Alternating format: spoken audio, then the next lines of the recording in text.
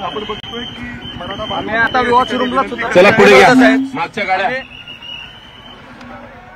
दादा चला लवकर प्लीज माईक घेऊन सांगण्यात आलेलं आहे कोर्टाकडून विनंती कोर्टाकडून हे आदेश देण्यात आलेले आहेत की गाडी इथून बाहेर काढा म्हणून।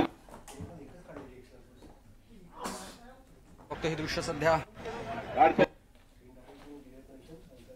प्रत्येक वाहनाजवळ स्वतः अतिरिक्त आदेश देतात की तुम्ही इथली वाहनं जी अडवलेली आहेत थांबलेली आहेत तिथे थांबवू नयेत आवाहन केलं जात आहे।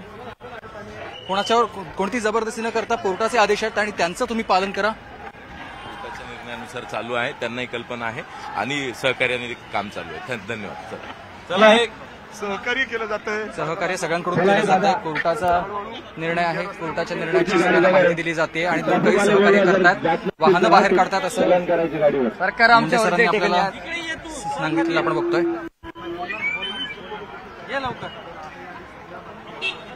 खरं तर काही मराठा आंदोलकांची इच्छा आहे की इथून जर वाहनं काढली किंवा सांगतायत की वाहनं जर आपण काढली तर मग आपलं हे आंदोलन मोडीत काढलं जाईल। जर असं व्हायचं नसेल, असं होऊ द्यायचं नसेल तर आमची वाहनं इथेच थांबवायची।